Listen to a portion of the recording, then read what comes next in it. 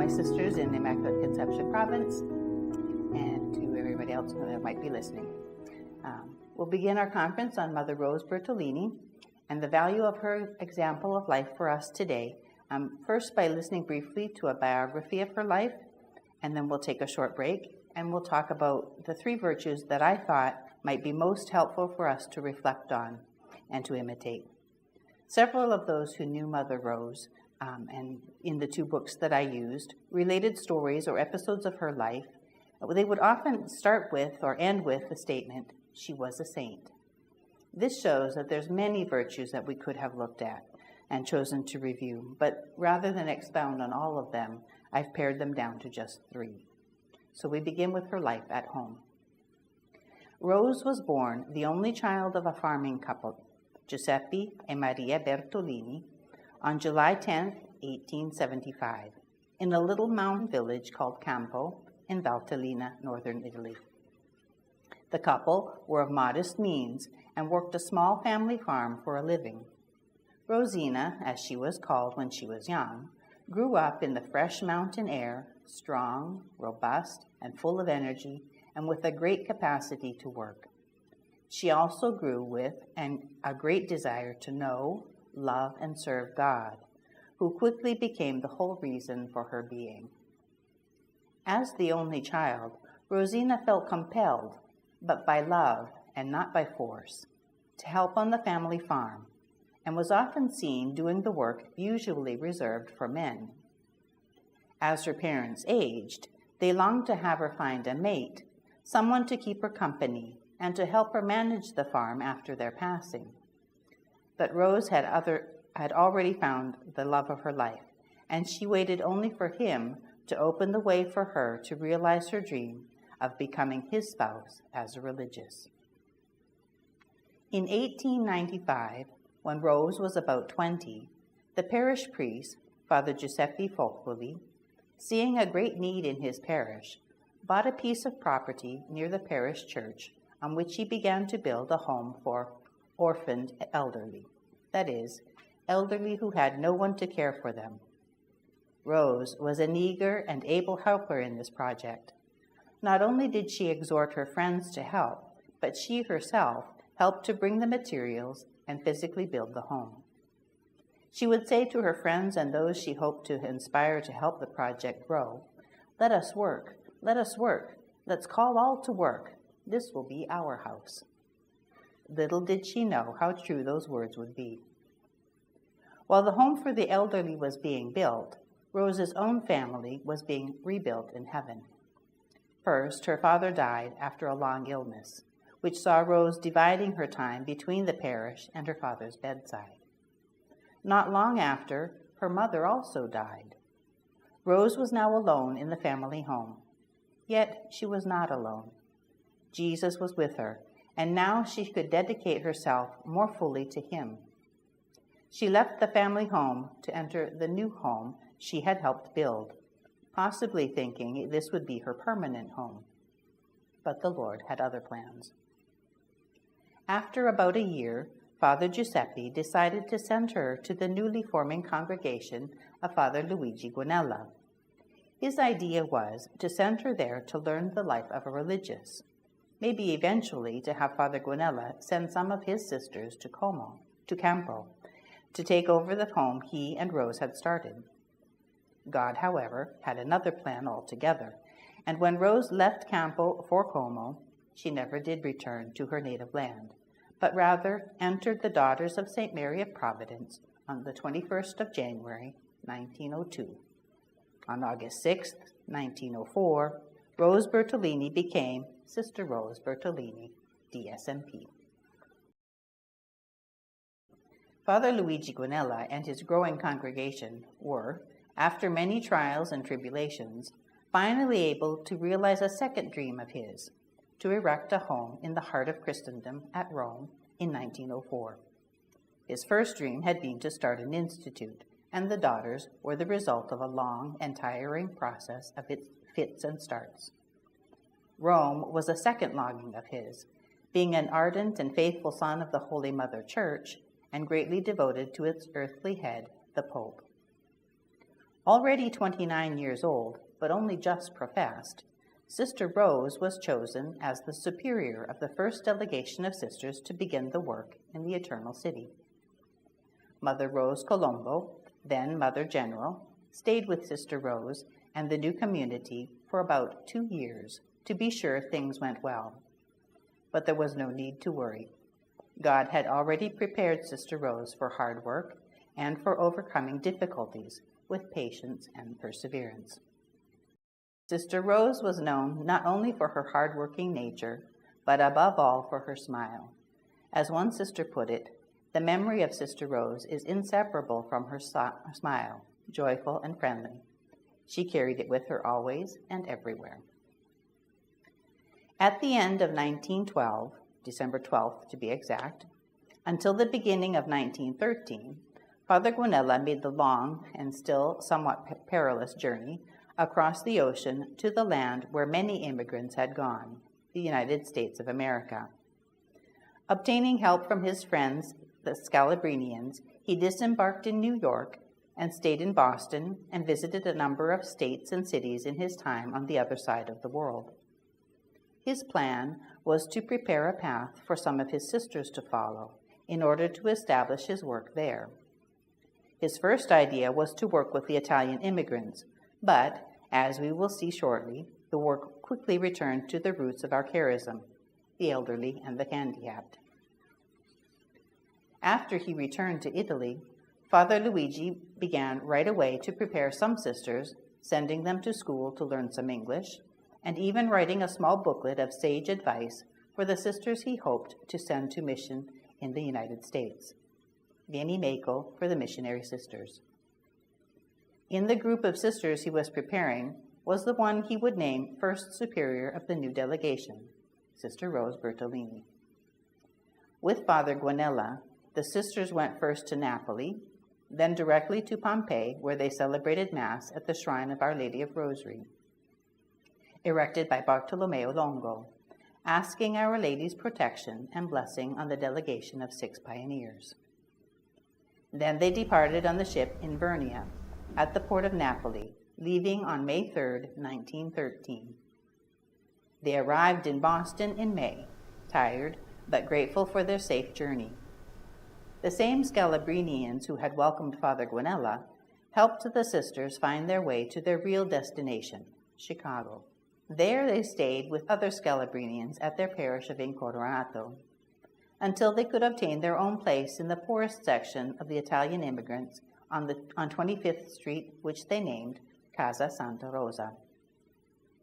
Arriving in Chicago, they found at first a warm welcome by the bishop, which, unfortunately, too quickly turned sour due to the circulating prejudices against the Italians.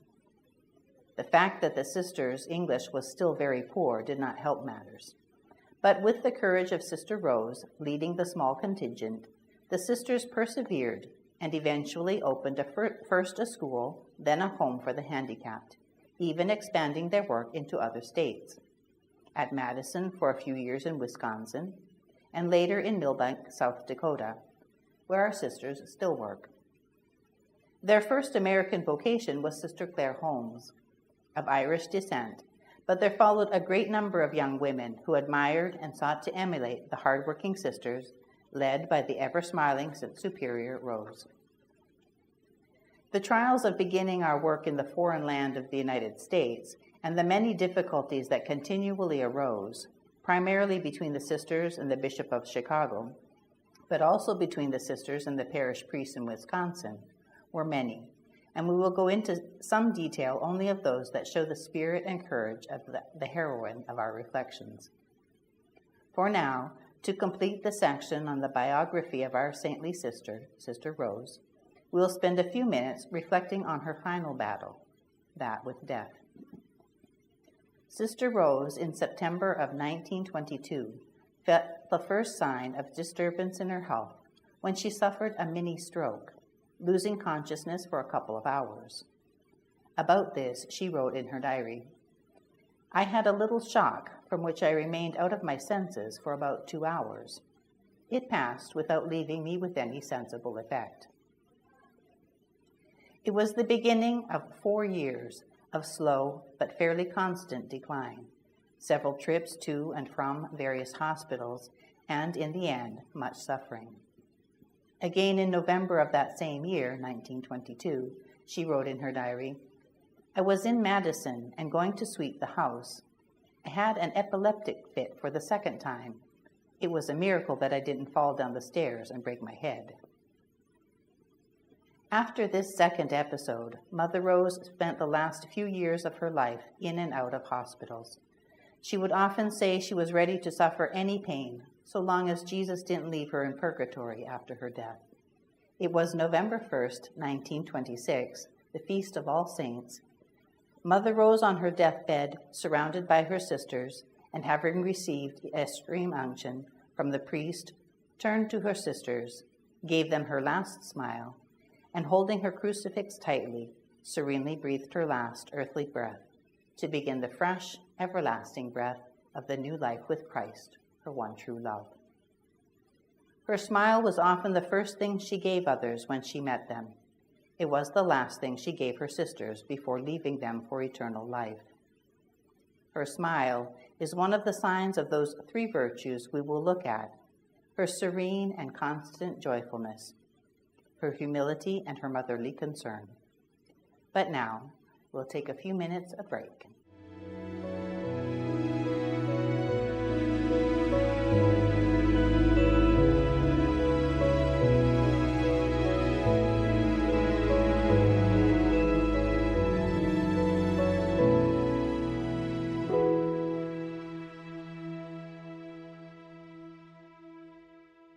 Three virtues to imitate. Now let's look at those 3 virtues that to me represent who Sister Rose is for her sisters and all who met her, and what an example she can be for us today. Mother Rose's way of putting into practice the Guinelian charism is a source of many examples of virtues to be imitated.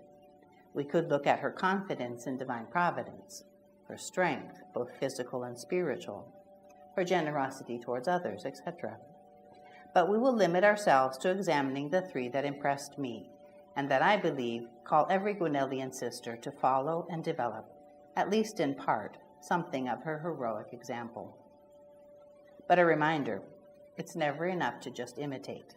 Even monkeys can do that. We need to make our own and develop in our own personal way the wonderful virtues we see in her. In this same way, we are called to live out and develop the gospel virtues of Christ's life, our supreme model for all virtues. Her serene joyfulness. As mentioned, the first thing most people noticed, and the memory that lasted the longest after having met Sister Rose, was of her smile, her serene and visible joyfulness. It was not fake or a forced smile, but the radiation of that interior serenity and joy she found in following her Savior wherever he led her, to a faraway land, and even to the Calvary of the illness that would, in the end, bring her face to face with her beloved Jesus. Despite her great humility, which we will look at in a bit, her positive attitude shone in her ever-present smile. Many are the quotes of those who knew or ever met her, and they report as the first thing they noticed and the thing that made the most lasting impression. Quote, "Every time I went to find her, Mother Rose had a smile for me, a word of encouragement." Unquote. Her joy was not just put on for show either, but was cultivated to bring peace and happiness to others. Never did she want others to feel the weight of the pains and anxieties that pressed on her mind and heart. So good was she at covering her difficulties with her enigmatic smile that one sister could report, and I quote, "All that was beautiful and encouraging were named and discussed in our presence, but only after a long time, when already all had passed, were we able to learn what calamities had menaced our little community in its beginnings." For all the trials that Mother Rose endured and all the humiliation suffered, she had only and always a smile to offer back to her offenders, even asking forgiveness for any misunderstanding that might have caused such a reaction. She could only see the good in others, or at least see how they might be helped to be better. Her love for Christ made her embrace all, knowing everyone to be her brother or sister, and the best way to bring everyone closer to God was to show them, in the words of one of the sisters of more recent times, how good it is to be a DSMP. After her death, a sister could say of her, humiliations and disrespect were never missing for her. On the contrary, they abounded in her life. In my opinion, she had more to suffer than to enjoy. Only after her death, Jesus unveiled her heroic virtues, of which her humility was the greatest. She accepted all that for her was only pains, with a smile. Her smile hid from others the pain she suffered from the humiliations and the calumnies which others leveled against her. Some thought her simple-minded because she would stand straight with a smile on her lips, as one who felt himself above her, spoke not only down to her, but disrespectfully about her to those around her at the time. But she couldn't help but feel sorry for him, and as she led him to the door after his rampage, she smiled and promised to pray for him. She also loved a good joke, and the difficulties of the English language for an Italian gave her no end of opportunities to laugh at herself and the errors that often occurred without any effort. Once, when the first sisters went to St. Bernard's Hospital to gain their nursing license in the States, she joked that they were already nurses in Italy and had practiced their skills there. If it was more difficult to speak English than Italian, it must be even more difficult to take care of the English. Her simple humility. Humility is one of those virtues that is often hard to accept in others and in ourselves. In others, it often looks like weakness. In ourselves, it's uncomfortable and, well, humiliating. For Mother Rose, it was second nature. A sister recounts, "To see Sister Rose for the first time, one was left astounded. So different was her appearance from that usually found in those invested with the weight of command. There was nothing in her that gave the suggestion or made you suppose that she was the superior. Almost proud of the fact that she was a poor mountain girl like Don Luigi, she never ceased to marvel with God how he could ever work with a poor ignorant country girl to fulfill his designs." She always picked the lowest jobs for herself, taking them on almost as if they were to be prized. She was seen making the wine and the hosts for Mass, repairing and painting the walls surrounding the compound, working on the roof or in the lower floors. She often had a red kerchief around her head to catch the sweat and an apron about her habit. The sisters would sometimes complain to her that other people, seeing her, were beginning to talk about how improper it was to see her dressed like that and doing the work of men. But her answer was, "Others will always have something to say. For us, it's enough that we don't defend God with sin." In her relationship with others in authority, Mother Rose was even more humble. Once, when the bishop refused to listen or even to see her and her sisters, who, because of a bad word of a malcontent, had been waiting all day, Mother Rose, on seeing the culprit coming from the archbishop's office. Let's listen to what happened in the words of one of the sisters who was with her at the event. And I quote, "He pretended not to see us, but Sister Rose, smiling, exclaimed, 'Here is our friend.' He did not look at us. Then she went near him, greeting him respectfully, and with great deference asked him, among other things, how was his trip to Italy. In short, the gentle humility of the superior was so obliging that Monsignor could not resist. He spoke with her, even courteously, and he certainly had to admire the virtue of that poor ignorant one, as he often called her." Often when we're faced with someone we know has bad-mouthed us, especially if we've heard them refer to us with a disparaging name, we can't stand to be in their presence. We look for ways to avoid contact with them. We don't usually go up to them and start a friendly conversation as if they really were our friend. Yet Mother Rose was so convinced of her own weaknesses that she could not blame someone else for recognizing them too. She also had such a great love for every person she met that she could not let an opportunity go by to try and mend the relationship, even if the rupture was solely on the part of the other. In her letters, she almost always, at some point, accused herself and asked forgiveness for some faults she saw in herself. Or she would ask forgiveness for faults she might have committed unknowingly. I quote, "Forgive me everything and always be my mother, as I am always your most affectionate daughter," she wrote to Mother Marcelina in 1920, and another time calling herself your most unworthy daughter. The memories of those who knew her are filled with examples of her humble acceptance of all kinds of dishonor and disgrace. But the two virtues which underlined her humility were her ardent love for everyone and her zeal for their sanctity. She wanted everyone to know, love, and serve Christ as she did, and she was certain they would love and serve him better than she did.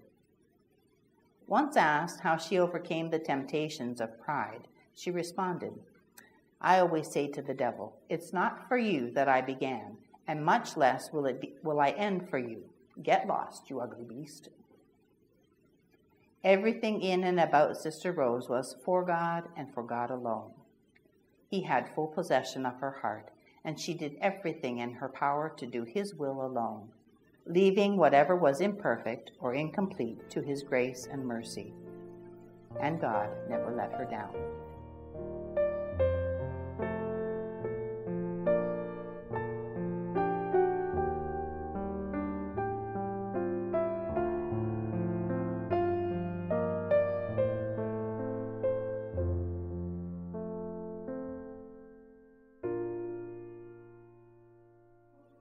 Motherly concern.